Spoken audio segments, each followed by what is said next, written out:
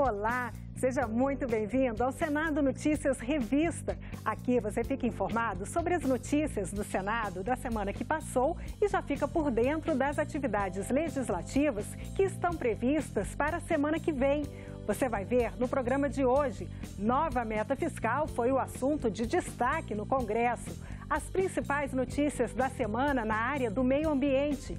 E senadores devem votar na próxima semana medida que altera a taxa de juros dos empréstimos do BNDES.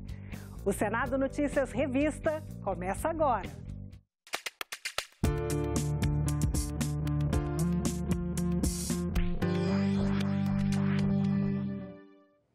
O governo enviou ao Congresso o Orçamento da União de 2018 com meta fiscal abaixo do valor real. O assunto movimentou a semana no Congresso. Foi uma semana de esforço concentrado para votar a revisão da meta fiscal tanto na Comissão Mista de Orçamento como na sessão do Congresso. Na quarta-feira, senadores e deputados ficaram até às 4 da manhã para limpar a pauta de vetos presidenciais e poderem votar o texto que altera as metas de 2017 e 2018. A votação não foi concluída porque ficaram faltando 2 destaques. Ficam apenas 2 itens pendentes que não interferem em nada. O governo mandou a meta antiga por causa do prazo, ele tinha que chegar aqui no Congresso hoje, mas automaticamente está aprovado. O governo dependia dessa votação para enviar a lei do orçamento anual e tinha 2 textos na mão, um prevendo um rombo de 159 bilhões de reais e o outro com um déficit de 129 bilhões.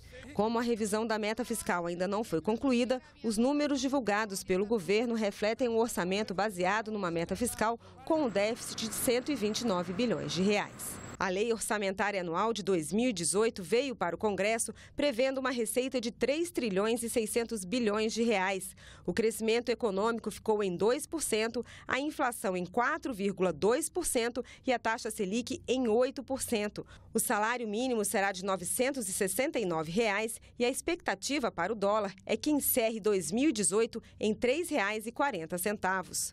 Para se ajustar à meta fiscal com o déficit de 129 bilhões, o governo precisou fazer cortes nas despesas discricionárias, aquelas não obrigatórias, principalmente no Programa de Aceleração do Crescimento, o PAC. 18 bilhões foram cortados no PAC. Então, o grosso do corte para alcançar a meta foi investimento. Por quê? Porque não há espaço no custeio para novos cortes. Dentro das demais despesas, houve um corte também de quase 5 bilhões. Lembrando que hoje, em 2017, o PAC está em 19.700, então ele já é menor do que 2016 e cairia para 2018 para 2 bilhões. O Congresso deve finalizar a votação da revisão da meta fiscal na próxima semana. Assim que a nova meta for aprovada, o governo deve enviar uma mensagem modificando o projeto da Lei Orçamentária Anual para permitir que o déficit no ano que vem fique em 159 bilhões de reais. Você acompanha agora os principais temas da semana na área do meio ambiente, com o jornalista César Mendes na coluna Momento Eco. Hoje nós vamos falar de 2 assuntos que nos levam até o estado do Amapá. Essa semana, o IBAMA rejeitou, pela 3ª vez, o relatório de impacto ambiental da empresa Total. Os franceses da Total querem explorar petróleo na foz do rio Amazonas. E para isso, arremataram um bloco de exploração que fica a apenas 35 quilômetros de um novo recife de corais, descoberto apenas no ano passado. O recife tem uma área equivalente a 6 cidades de São Paulo e é o habitat natural de espécies ameaçadas, como o peixe-boi e as tartarugas marinhas. É necessário se cercar de todo o cuidado possível, porque os corais são responsáveis pela reprodução da vida marinha, assim como os manguezais da costa atlântica do Amapá. Também no estado do Amapá, na fronteira com o Pará, fica a Reserva Nacional do Cobre, criada no regime militar e extinta por um decreto do governo federal na semana passada. A medida deverá permitir a exploração mineral na região. O governo garante que o decreto não impede que a legislação ambiental seja aplicada. Mas para os ambientalistas, as 9 áreas protegidas, situadas nos limites da antiga reserva, estão em risco. Aqui no Senado, o senador Randolfo Rodrigues já apresentou um projeto para assustar os efeitos do decreto. que também está sendo contestado no Supremo Tribunal Federal.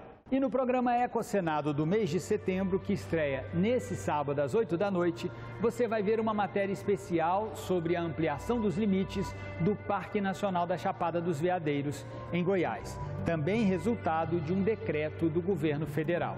Você fica agora com as belezas naturais da Chapada dos Veadeiros e a gente volta na semana que vem. Até lá!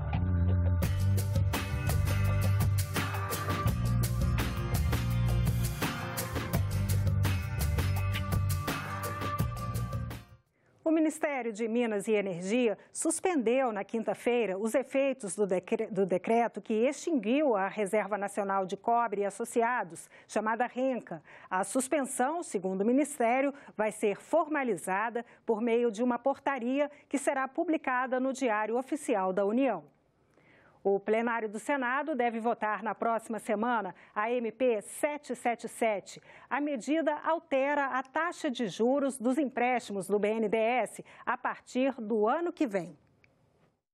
Pelo texto da medida provisória, a taxa de juros de longo prazo, a TJLP, vai ser substituída pela taxa de longo prazo, a TLP. A transição vai ser feita de forma gradual pelos próximos 5 anos. Vai reduzir o juro estrutural do país. Portanto, todos os brasileiros e brasileiras vão ganhar com a redução do juro. Não tem sentido 30% da população que toma empréstimo ter o juro subsidiado e 70% do restante da população pagar a vantagem desses 30%, ou seja, arcar com a conta do sistema financeiro. Atualmente, a TJLP é definida pelo Conselho Monetário Nacional. A nova taxa vai ser baseada em juros de mercado ligados a um título do Tesouro Nacional, somados à variação do IPCA, que é o índice oficial de inflação no país. E além de balizar os empréstimos do BNDES, a taxa vai ser usada na remuneração do Fundo PIS/PASEP, do Fundo de Amparo ao Trabalhador e do Fundo da Marinha Mercante, que são a fonte de financiamentos de longo prazo concedidos por bancos públicos. O BNDES tem que ser um banco diretamente dirigido para o estímulo ao processo de desenvolvimento e crescimento econômico, o apoio, o suporte às empresas. E como tal, ele não pode ter juros iguais aos juros de mercado. A MP 777 é válida até a próxima quinta-feira. Nós vamos ter debate, né? O presidente Eunício vai conduzir a votação e nós estaremos lá para defender, para discutir tecnicamente e mostrar as vantagens, inclusive de remunerar melhor o Fundo de Amparo ao Trabalhador. Nós vamos trabalhar para que essa aprovação não aconteça. Não tivemos apoio suficiente na Comissão de Assuntos Econômicos, mas acreditamos que no plenário do Senado essa coisa pode mudar.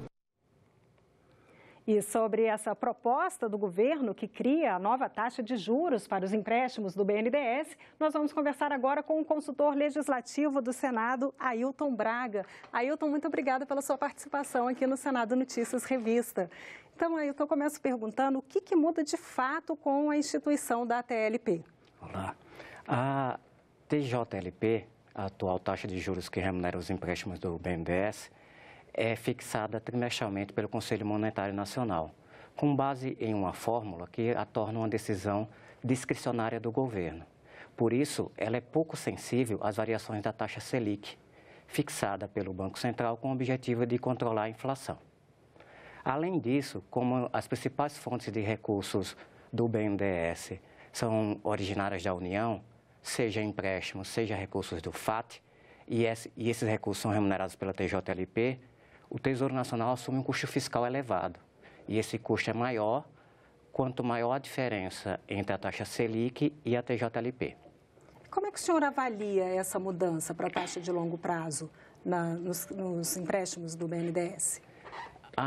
Com a mudança da TJLP para a TLP, a taxa de juros cobrada nos empréstimos do BNDES acompanhará a taxa de juros pagas nos títulos públicos indexados à inflação e corrigidos pelo IPCA.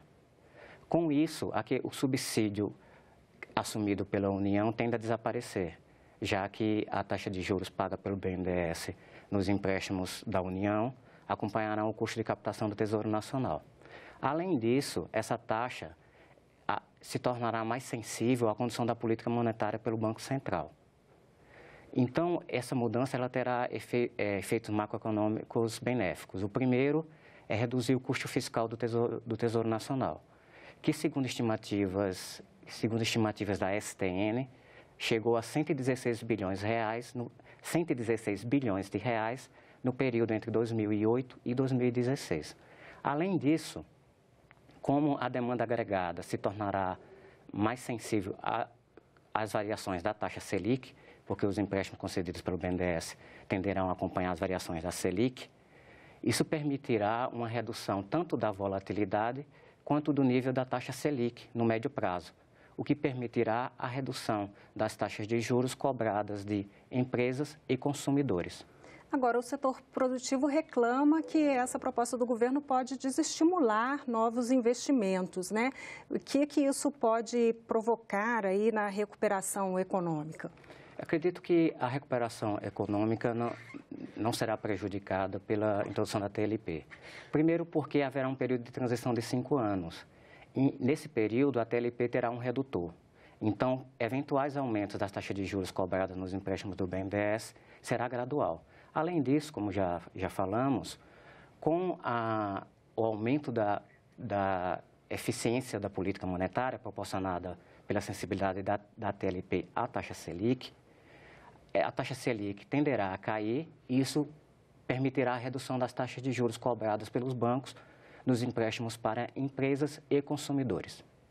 Ótimo, muito obrigada pela entrevista, obrigada pela sua participação aqui no Senado Notícias. Obrigado. E o Senado Notícias Revista fica por aqui. Encerramos essa edição com as imagens que marcaram a semana aqui no Senado. Muito obrigada pela companhia e até a próxima.